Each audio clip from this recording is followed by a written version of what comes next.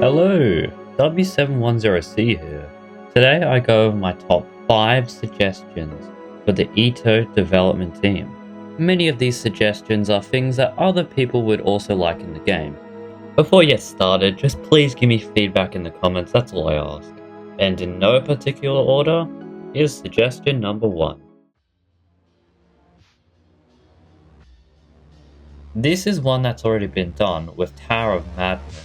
However, I'd like to see this done with more towers, because progressing through the game can be quite difficult, especially with some lower quality Zone 1 towers, not only at difficult difficulty, but maybe other towers like Remorseless difficulty or Intense difficulty as well, as those have some very low quality towers.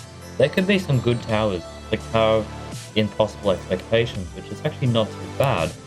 However, towers like, say, Tower of Ultimately Terrifying, or even a difficult tower like Tower of Practical Obligations, those towers are quite old in today's standard.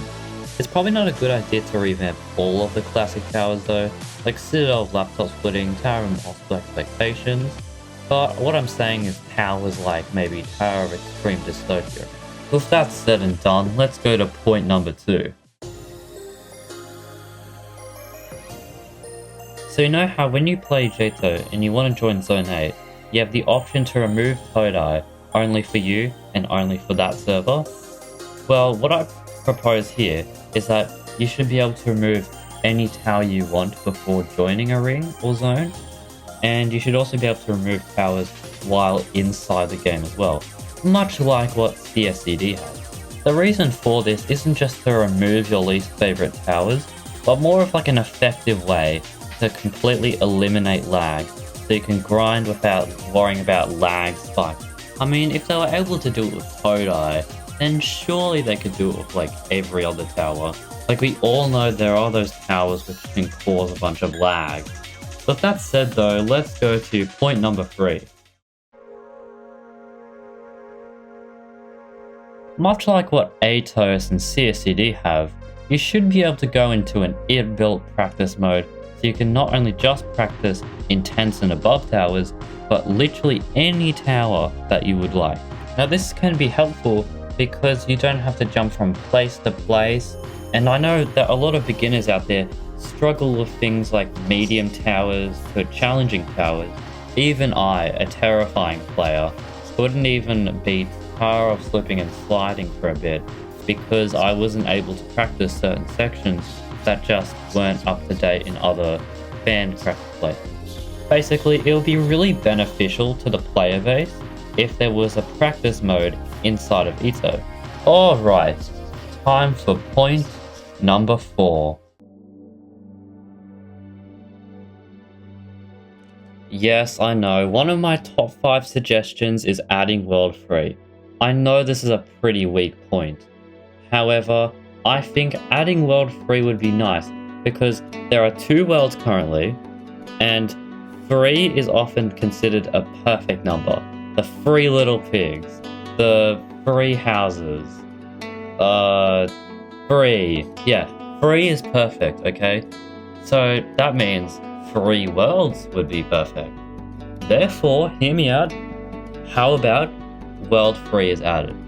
Along with this, the player base has been suggesting this for about half a decade, and this could also mean that earlier on in World Free, there would actually be some pretty good quality towers.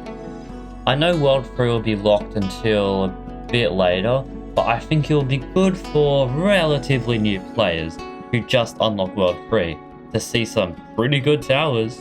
And with that, let's go to the final suggestion in this video. Imagine you beat your first soul-crushing tower, you enter the win room, but you disconnect and you can't exactly see the win room at all. Or maybe the win room glitches and you get sent to the normal one. Well, this was an experience that I faced. I glitched and got sent to the normal win room of Ring 1 when I beat Thanos Tower. This is pretty sad, and I wanted to experience the Thanos Tower SC win room. I even re-beat the tower and I didn't actually see the win room. So it would be absolutely amazing if when you beat an SE tower, you have that win room permanently unlocked. Basically, this isn't just a suggestion that I want because I couldn't get to a win room one day. This is a suggestion that's been suggested for quite a while now. This is because people don't want to just rebeat and rebeat and rebeat insanes to catastrophics again and again just to get to a room, just to see a room at the end of a tower. And plus, it would make much more sense if you've just permanently unlocked that, and that's like one of the rewards for beating a soul crushing. Well, I doubt that the EToH team would actually see this. I just suppose I may as well share my ideas what I would like to see in the game, but that's just me. You can suggest your own ideas in the comments. Also, give me feedback because I want to improve too. And with that said, you can check out my socials and blah blah blah. And well, goodbye.